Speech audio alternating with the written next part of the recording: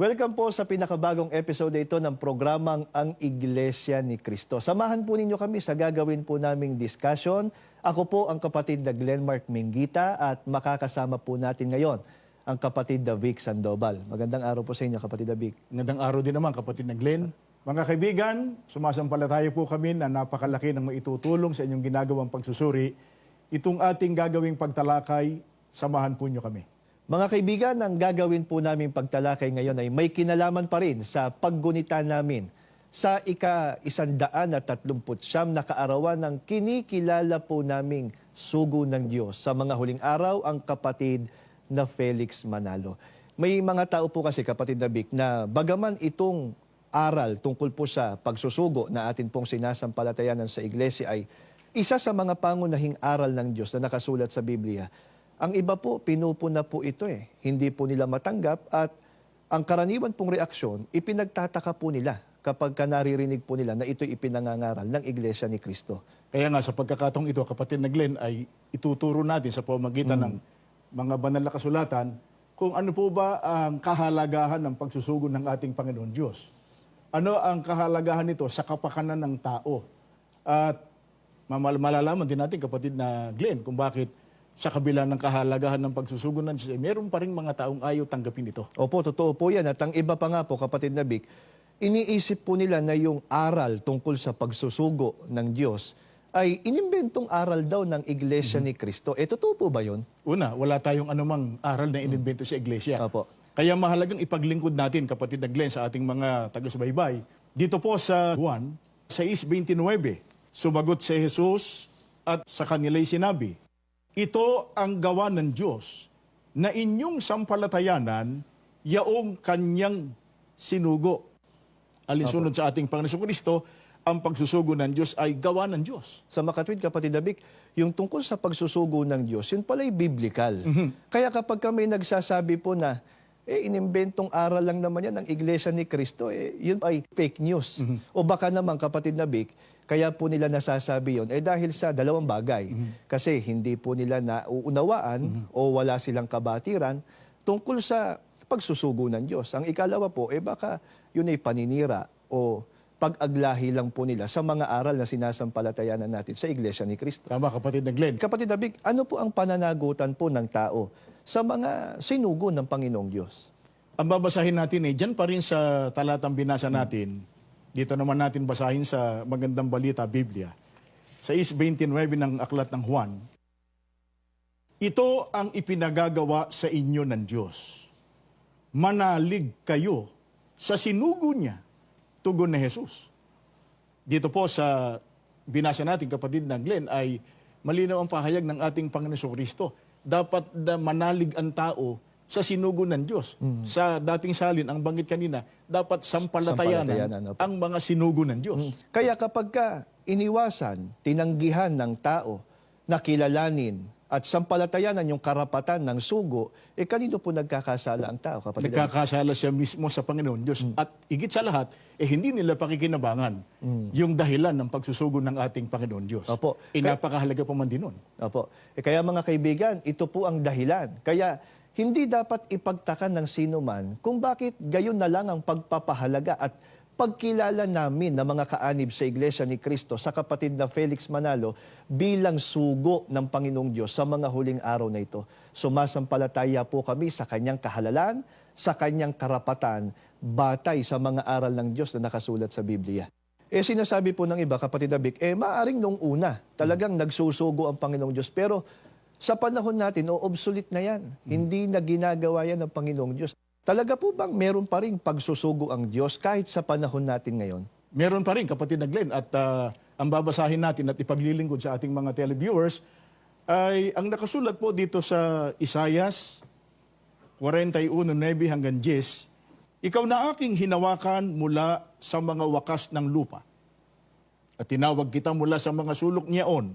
At pinagsabihan kita, ikaw ay aking lingkod, aking pinili ka, at hindi kita itinakwil. Huwag kang matakot, sapagkat ako'y sumasa iyo. Huwag kang manlupaypay, sapagkat ako'y iyong Diyos. Aking palalakasin ka, oo. Aking tutulungan ka, oo. Aking aalalayan ka ng kanang kamay ng aking katwiran. Ang banggit sa hula ay lingkod ng Diyos, hinawakan niya, kanyang pinili, at siya ang tumawag. Opo, sa makatuwid, may kahalalan po na galing sa Panginoong Diyos. At kung bakit natin natitsak na ang tinutukoy sa hula, yung kapatid na Felix Oy Manalo, binanggit yung panahon ng kanyang paglitaw. Opo. Ang banggit dito ay sa panahong mga Mga wakas ng lupa. Mga kaibigan, ang ekspresyong mga wakas ng lupa ay tumutukoy sa panahon pagka malapit na ang wakas o ang katapusan ng sanlibutan. Nagsimula ang panahong mga wakas ng lupa ay kaalinsabay nung hula o palatandang ibinigay ng ating Panginoon Kristo pagka malapit ng kanyang ikalawang pagparito ay ang umalingaw-ngaw na digmaan. Opo. At yan ay natupad nang sumiklab ang unang digmaang pangbuong sanlibutan, Opo. kaalinsabay ng pagkakarehistro ng Iglesia ni Cristo sa pamahalaan dito sa Pilipinas. Opo, yan po ay noong July 27, 1914. Opo. Hindi inangkin lang ng kapatid na Felix Manalo na siya ay sugo ng Diyos, kundi pinatutunayan Opo. ng mga hula sa Biblia. Opo. Yung kanyang pagiging sugo. Kung sa iba, kapatid na Glenn, hindi nila matanggap na sugo ang kapatid na Felix Manalo. Sa atin, ng mga kaanib sa Iglesia ni Cristo, ay napakatibay ng ating pagkakilala, pagpapahalaga sa kanyang pagiging sugo. At para po sa mas malalim pang kabatiran sa iba pang mga hula na tumutukoy sa pagiging sugo ng kapatid na Felix Manalo ay inaanyayahan po namin kayo at welcome po kayo na makipag-ugnayan sa mga kapatid po namin na malapit po sa inyo upang isama po kayo sa mga ministro o manggagawa ng Ebanghelyo sa loob ng Iglesia ni Cristo para masagot po ang inyong mga katanungan, lalo na po yung sa ginawang pagsusugo ng Diyos sa kapatid na Felix Manalo. Ngayon kapatid na Vic, ano po ang kahalagahan ng pagsusugo ng Diyos? Kaya po napakahalaga na sampalatayanan po ito ng tao. Kaya nga hindi maiwasan ng tao na umugnay sa mga tunay na sinugo ng Diyos. Ang babasahin natin, kapatid na Glenn, ay nakasulat dito po sa aklat ng mga gawa ng mga apostol.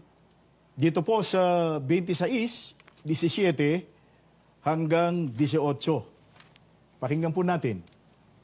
Sinusugo kita upang buksan ang kanilang mata at dalhin sa liwanag buhat sa kadiliman at agawin sa kapangyarihan ni Satanas at dalhin sa Diyos.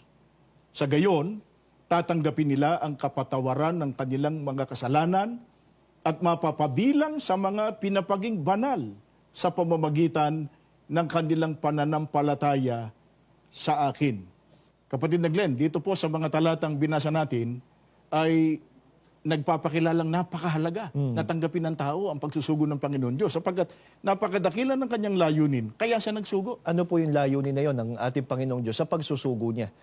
Gaya nga ng narinig natin, mga kaibigan, ay isinugo ng Panginoon Diyos si Apostol Pablo noon para buksan ang isipan ng tao at dalhin ang tao sa Diyos mula sa kapangyarihan ni Satanas. Kaya, hindi talaga maiwasan ng tao, kapatid na Glenn, na umugnay sa mga tunay na sinugo ng Diyos para maalis sa pagkabulag at sa pagkabihag ni Satanas. Kaya nga po napakahalaga ng pagsusugo ng Diyos sapagkat kung walang pagsusugo, ang tao po mananatiling bulag, nasa kadiliman at nasa kapangyarihan po ni Satanas. Kapag ka nasa kapangyarihan po ni Satanas ang tao, maliligtas po ba? Check na hindi. Pero dahil po sa pagsusugo ng ating Panginoong Diyos, mabubuksan ng mata ng tao, ang tao'y madadala sa kaliwanagan at maaalis na po sa kadiliman. Sa mga kapatid, makikita nila at maunawaan yung katotohanan na may kinalaman sa kanilang ikaliligtas. Opo. Yung tanong po ngayon, kapatid Abik, bakit po may mga taong nabulag at napunta po sa kadiliman? Sasagutin niya ni Apostol Pablo dito sa kanyang ikalawang sulat sa mga taga-Korinto, dito po sa 4:4. Hindi sila sumasampalataya sapagkat ang kanilang isip ay binulag ng Diyos ng daigdig na ito. Sila'y binulag nito upang hindi nila makita ang liwanag ng mabuting balita tungkol sa kaningningan ni Kristo na siyang larawan ng Diyos. Dito, kapatid ng Glenn, ay pinatutunayan ni Apostol Pablo na may mga taong binulag ng Diyos ng daigdig na ito, ang tinutukoy ay si Satanas o ang Diablo. Opo. At ang binulag sa kanila ay ang kanilang isip. Kapatid David, paano po makikilala yung mga taong binulag po ni Satanas ang puso at ang kanilang isipan?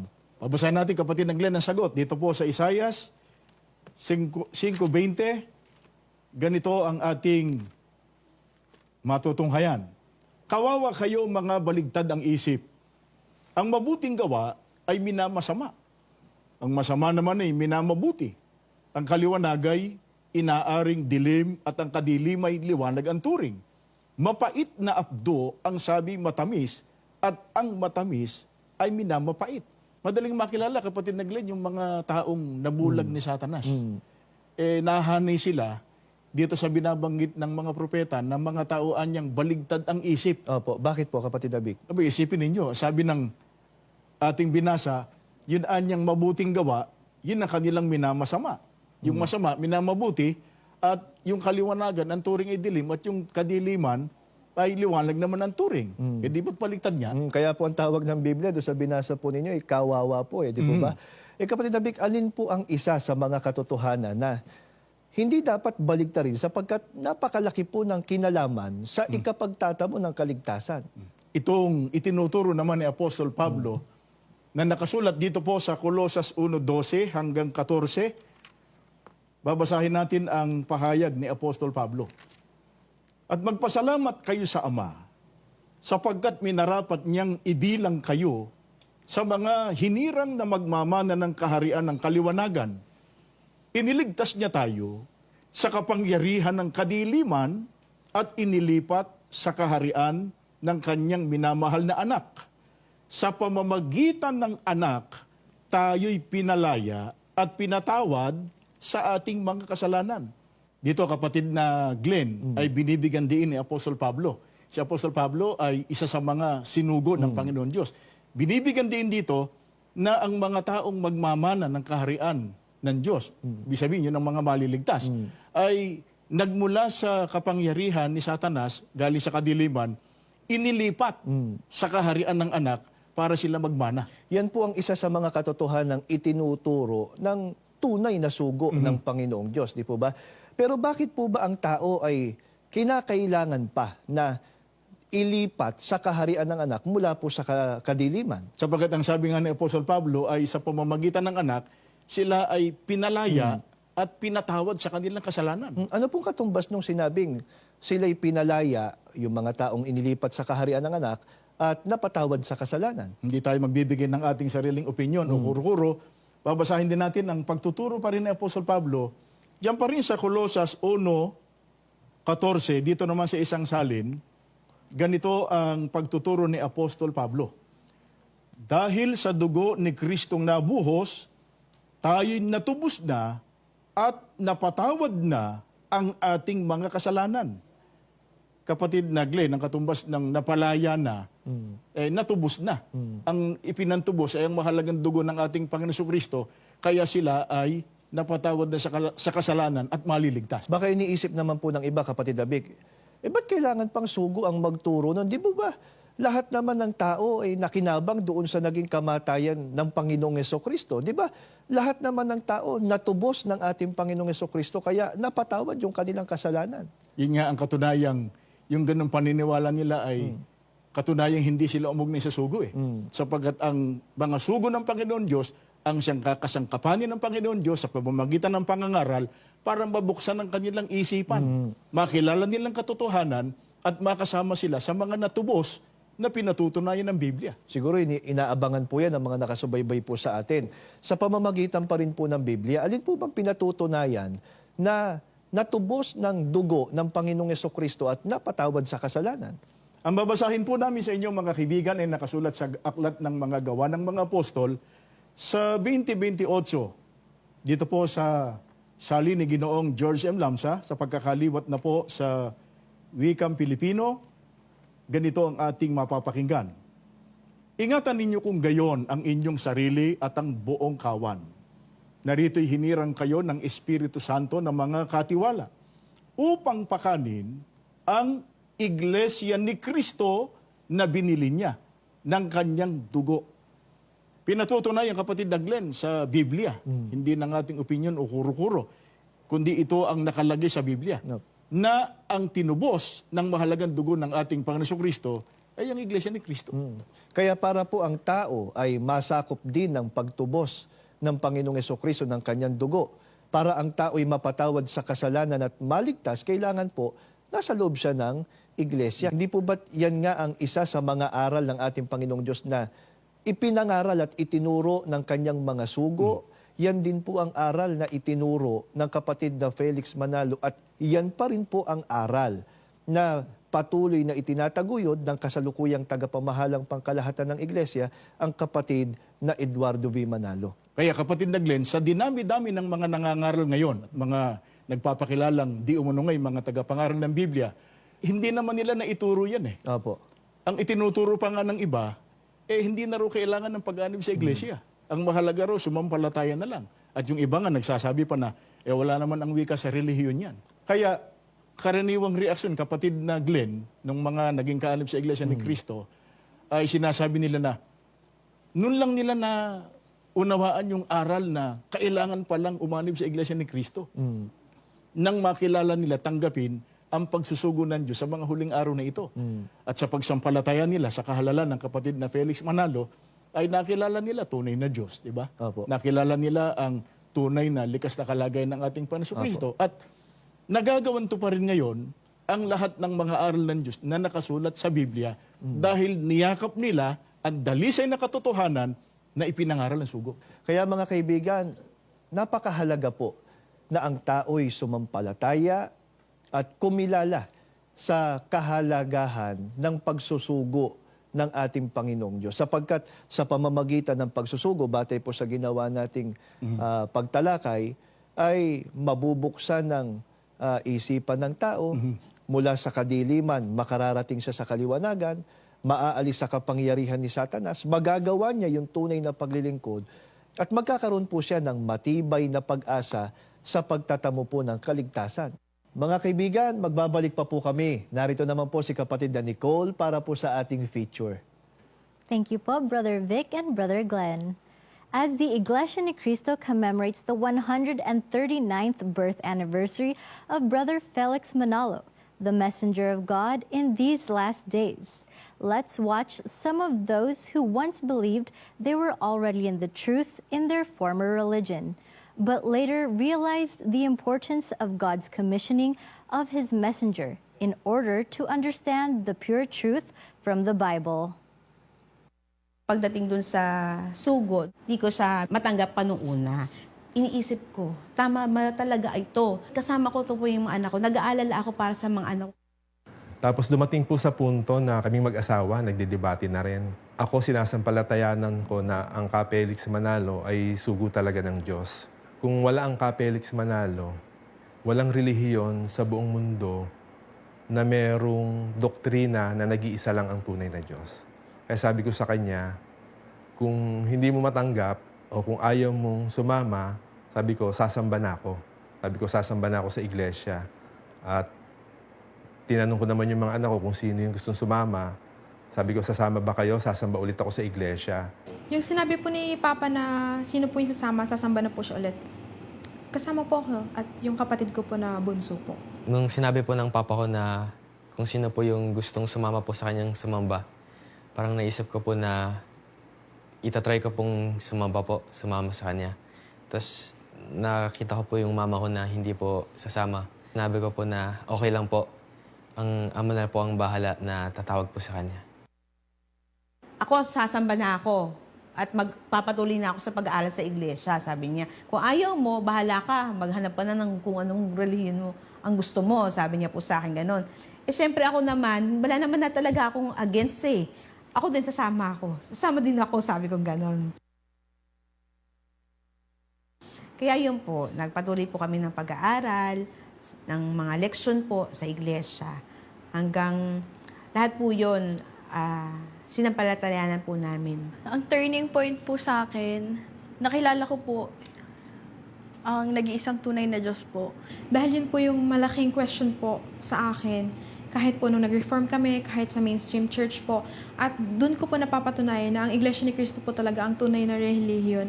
Dahil wala pong relihiyon sa buong mundo po na naniniwala po na iisa lang po ang tunay na Diyos, ang Ama po, at hindi po si Cristo.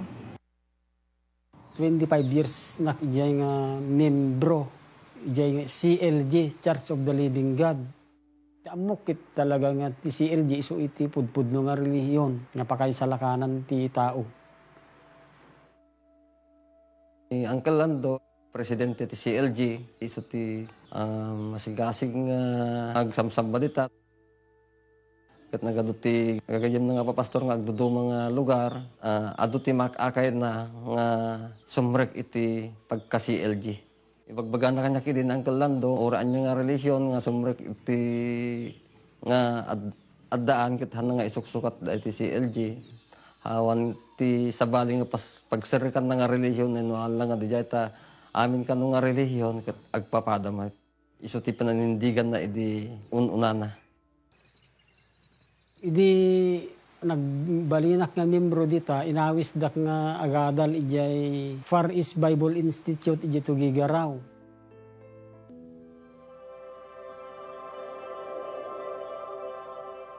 Turning point ko, iso nga nagigrisya ak ni Kristo, kay DJ sugo, nuhaan ka gayam nga sugo, haan ka nga mabalin nga agiyadal ti sa ni Apo Diyos no saan ka nga sugo. Iti iglesia ni Kristo kit dahito iso ti pudpud no nga relihiyon nga pakay sa lakanan dagiti tattao.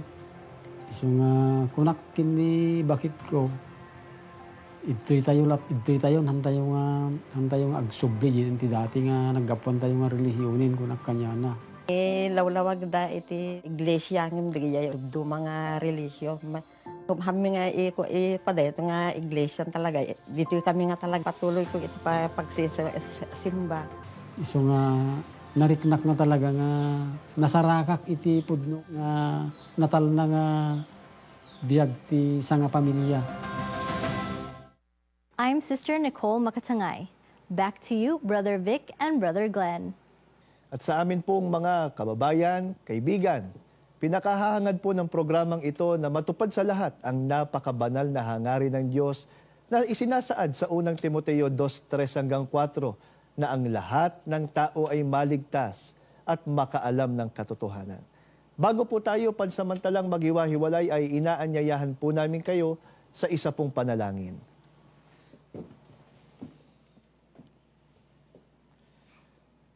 Panginoon po naming Diyos, maraming salamat po sa iyo. Amen. Muli pong ginamit na kasangkapan ng palatuntunang ito Amen. upang makarating sa lalo pang mas maraming mga tao Opo. ang mga aral mo po na aming sinasampalatayanan Amen. sa loob ng banal mo pong iglesia. Amen. Ipinakilala po sa amin ang kahalagahan ng ginawa mo pong pagsusugo. Opo. Naunawaan namin ang iyong mga kalooban na kapag sasagawa kami ng tunay na paglilingkod at nasa daan kami patungo po sa pagtatamo ng kaligtasan. Amen. Ito rin sana ang makilala ng mas marami pang mga tao. Opo.